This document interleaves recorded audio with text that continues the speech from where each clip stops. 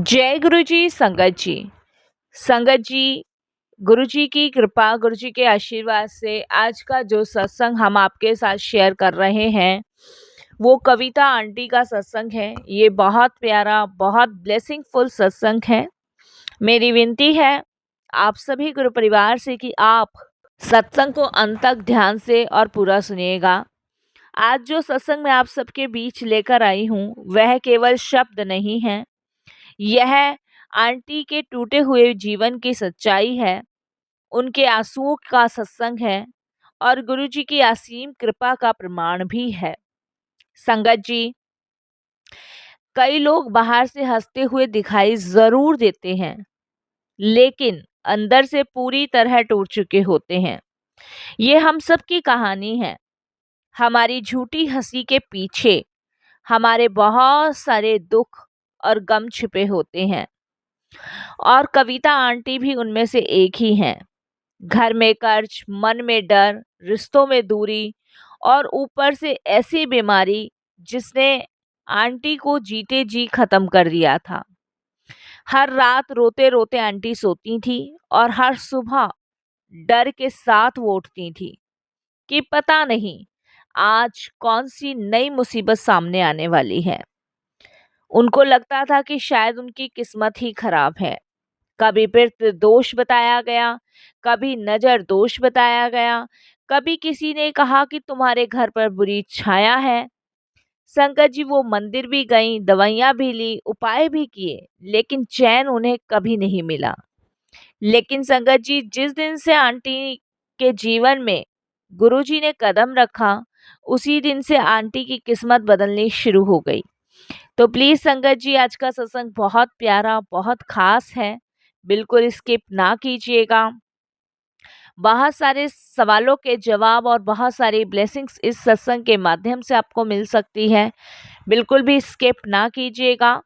इसके अलावा अगर आप भी अपने अनुभव और सत्संग साझा करना चाहते हैं तो हिंदी में साफ राइटिंग में आप अपना सत्संग लिखकर हमारी जीमेल आईडी पर सेंड कर सकते हैं।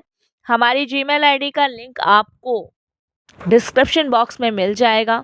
सत्संग आपको पसंद आए तो आप इसे लाइक कीजिए, चैनल को सब्सक्राइब कीजिए, वीडियो को शेयर ज़रूर कर दीजिएगा और बेल आइकन दबाना बिल्कुल भी नहीं भूलिएगा। जब भी कोई लेटेस्ट सत्संग आएगा उसका नोटिफिकेशन आपके पास आएगा।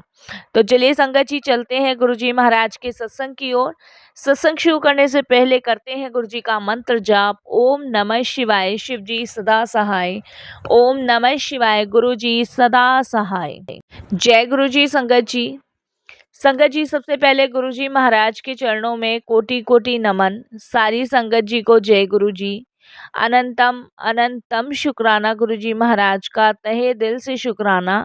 सत्संग शेयर करते हुए कोई भी गलती, कोई भी भूल चूक हो गई हो तो क्षमा कीजिएगा। मेरा नाम कविता है और मैं गुरु जी महाराज के चरणों में बारंबार प्रणाम करती हूँ और अपने सत्संग की शुरुआत करती हूँ। देखिए संगत जी, गुरुजी से जुड़ने से पहले मेरे जीवन में बहुत आंधी तूफान थे और ये एक ऐसे आंधी तूफान थे जिनका मुझे कहीं से कहीं तक कोई छोर नजर नहीं आता था कि ये रुक जाए। हमेशा हर दिन ऐसे ही डर में जीती थी कि अब कौन सा तूफान का सामना करना है, कौन सी परेशानियों का सामना करना है, क्योंकि दिन रात संगत जी मैं इसी परेशानियों, इसी गम में डूबी रहती थी। संगत जी, आज से लगभग 5 साल पहले की बात है। मेरे हस्बैंड का व्यापार अचानक बंद हो गया था। जिस दुकान पर कभी ग्राहकों की लाइन लगी रहती थी वहां पूरा दिन एक भी ग्राहक नहीं आता था। ये लगा लो कि संगत जी सुबह से शाम तक दुकान में एक कस्टमर का नामो निशान नहीं। ऐसा कैसे हो सकता है संगत जी? इतनी पुरानी दुकान जहाँ पे अच्छी अच्छी संगत, अच्छे अच्छे लोग, हर कोई संगत जी आता था हमारी दुकान पे, छोटे से लेके बड़े तक। लेकिन अब दुकान बिल्कुल खाली रहती है। धीरे धीरे संगत जी घर का खर्च चलाना मुश्किल हो गया क्योंकि दुकान पे ही सब कुछ डिपेंड था। और जाहिर सी बात है संगत जी, दुकान चलेगी, पैसे आएंगे तो घर परिवार भी चलेगा। जब दुकान पे ही कुछ माल नहीं बिकेगा तो संगत जी घर कैसे चलेगा? और घर का खर्च चलाना संगत जी दिन प्रतिदिन बड़ा ही मुश्किल होता जा रहा था हम लोगों के लिए। कर्ज इतना बढ़ गया था कि फ़ोन की घंटी बजती तो दिल काँप जाता। क्योंकि संगत जी कर्ज इसलिए बढ़ रहा था क्योंकि मटेरियल तो हम लोग सारा ही उधार लेते थे और ये सोचते थे कि जब पेमेंट आएगी तो फिर हम उसे दे देंगे। उधार देने वाले लोग घर तक आने लगे संगत जी। रिश्तेदार भी ताना मारते थे कि देखो कर्जा लेने में शर्म नहीं आ रही है, कर्जा लिए जा रहे हैं। अब संकट जी देखिए मजबूरी में आदमी कर्जा लेता है। हमारी जगह आप अपने आप को रख के देख लीजिए या उन वो लोग अपने आप को रख के जो हमें ताने मारते थे। संगत जी देखिए रोटी खाना कोई नहीं छोड़ देगा, कपड़े पहनना छोड़ नहीं देगा कोई, जाना आना कोई नहीं छोड़ देगा। ठीक है, मानते हैं कि कर्जा है लेकिन हाथ जोड़ के देंगे। लेकिन इसमें ताने जो रिश्तेदार मार रहे थे ना वो गलत बात थी। और हमारा संगत जी ये था कि हम कर्जा सबसे हाथ जोड़ के देने की कोशिश कर रहे थे लेकिन अभी हमारे हालात ठीक नहीं थे और लोगों का कहना था इतना बड़ा घर चलाते थे अब हालात देखो इनके। उन शब्दों ने संगत जी हमें अंदर से तोड़ दिया था। जो लोग कल तक हमारी प्रशंसा कर रहे थे ना, जो तो कल तक कहते थे कि देखो कितना रवि ने काम बढ़ा दिया, कितना बाप का नाम रोशन कर दिया, आज वही लोग संगत जी हमें ताना मारने से बाज नहीं आ रहे थे। और संगत जी आप यकीन नहीं मानोगे अब हमें जाके समझ आता है कि दुनिया ना दो रंगी है। वो ना सीधी चलती ना उल्टी चलती। दुनिया को ना बस जब अच्छा करोगे जब भी बोलना है, बुरा करोगे जब भी बोलना है, वो कभी नहीं चुप हो सकती। उस समय संगत जी इन्हीं सब चीज़ों की वज़ह से मेरी भी तबीयत ना लगातार ख़राब हो रही थी। और देखिए संगत जी जब घर में पैसा आता है, काम कारोबार अच्छा चलता है ना, तो इंसान भी ठीक रहता है। लेकिन जब घर में संगत जी परेशानी, दिक्कतें, कर्जा, काम धंधा अच्छा नहीं चलता ना तो देखिए नेगेटिविटी ना अपने आप आती है, दरिद्रता अपने आप घर में घुस जाती है। तो उसकी वज़ह से मेरी तबीयत ख़राब रहने लगी। डॉक्टर कहते थे कि शरीर में कमज़ोरी है, लेकिन संगत जी कमज़ोरी शरीर में नहीं, मेरी आत्मा में थी। मैं आपको सही बताऊँ ना, मैं हर समय डर में रहती थी। रात को नींद नहीं आती थी, ऐसा लगता था कि जैसे कोई भारी बोझ सिर पे रखा हुआ है। क्योंकि संगत जी मैं आपको बता नहीं सकती कि मैं बहुत टेंशन में जी रही थी उस समय, बहुत परेशानी में जी रही थी। क्योंकि ये एक तो ये कर्जा और ऊपर से संगत जी काम नहीं चलना, पैसों का कहीं से आने का कोई वो नहीं, कमाने वाले मेरे पति। और संगत जी आप समझ सकते हैं ऐसे में इंसान कितना मतलब टेंशन में हो जाता है। एक दिन संगत जी मेरे पड़ोस में रहने वाली एक भाभी जी आए और वो मुझे बोले कविता बहन एक बार गुरुजी का सत्संग सुन लो, शायद तुम्हें शांति मिल जाए। उन दिनों मेरी तबीयत बहुत खराब थी।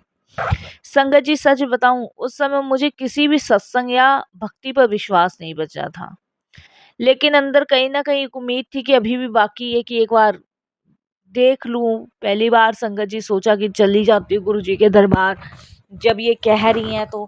क्योंकि थक चुकी थी संगत जी, बहुत जगह चक्कर काट के ना थक चुकी थी। इधर दिखा उधर दिखा, इस पंडित पे दिखा उस पंडित पे, पैसा तो गया गया, समय भी बर्बाद हुआ। ऊपर से संगत जी टेंशनें बहुत दी गई कि किसी ने कहा पितृ दोष है, किसी ने कहा नजर दोष है, किसी ने कुछ किसी ने कुछ। इस तरीके से बता बता के ना संगत जी हालत इतनी खराब कर दी थी ना मेरी, मैं बता नहीं सकती। उससे भी कहीं ज्यादा मेरे हस्बैंड की, क्योंकि देखो उन्हें तो सब कुछ संभालना था, मैं तो फिर भी एक बार को घर में हूँ, लेकिन वो तो बाहर लोगों का सामना कर रहे थे। और मदद करने के लिए संगत जी कोई आगे नहीं, वो लोग भी मदद नहीं कर रहे संगत जी जिनकी हमने एक समय में मदद करी थी, वो लोग भी हाथ खड़े कर बैठे। फिर संगत जी जो पड़ोसन आई थी उन्हीं के साथ पहली बार गई गुरुजी के दरबार, और जैसे ही अंदर कदम रखा ऐसा लगा जैसे कोई अदृश्य शक्ति मेरे सिर से बोझ उतार रही हो। बड़ा शांति, बड़ा सुकून, मतलब क्या बताऊं संगत जी, मान लो जैसे बहुत आपको टेंशन है और एकदम वो टेंशन खत्म हो जाए, या कोई आपके साथ बुरा हुआ है और एकदम से कोई खुशी मिल जाए तो कैसा फील होता है, ऐसा ही मुझे फील हुआ। और वहां बैठती संगत जी मेरी आंखों से आंसू बहने लगे। मैंने गुरु जी के स्वरूप की तरफ देखा और मन ही मन कहा अगर आप सच में हो ना तो मुझे बचा लो, मैं थक चुकी हूँ, मेरे परिवार को बचा लो। हम पे गुरुजी बहुत कर्जा है, समझ नहीं आ रहा, कोई रास्ता दिखा दो, कोई ऐसा रास्ता। मैं तुमसे मांग नहीं रही क्योंकि मुझे पता था कि मांगना नहीं है। मैंने वहाँ यही बोला, मैं मांग नहीं रही गुरुजी, हमें कोई रास्ता दिखा दो कि हम इस रास्ते पे चल के अपना सारे कर्जे से मुक्त हो जाएं। कोई ऐसा रास्ता दिखा दो गुरुजी जिससे कि हमारी गाड़ी चल पड़े। हमारी गाड़ी रुकी हुई है गुरुजी। बस मैं हाथ जोड़ के संगत जी यही सब चीजें गुरुजी से मन ही मन कह रही थी। और पता नहीं मुझे अंदर ही अंदर ना ऐसा कुछ फील हो रहा था, जैसे कि कुछ ऐसा लग रहा था जैसे कि संगत जी अजीब सी आवाज आ रही कि तू फिक्र ना कर, तुझे मैंने इसीलिए बुलाया है। तो मेरे को ना संगत जी अजीब सा ही कुछ फील हो रहा था। तो जिनके साथ मैं गई थी उनको मैं कहने लगी, मैंने कहा यहाँ पे ना मुझे कुछ ऐसा सा फील हो रहा है, मुझे बड़ी शांति यहाँ मिली है, बहुत शांति मिली है। तो संगत जी उस दिन जब मैं वहां से लंगर वगैरह करके घर गई तो उस दिन पहली बार कई महीनों बाद मुझे चैन की नींद आई। मतलब मैं ऐसी गहरी नींद में सोई, ऐसी गहरी नींद में सोई ना कि मानो संगत जी की मतलब कितने जन्मों से सोई नहीं थी।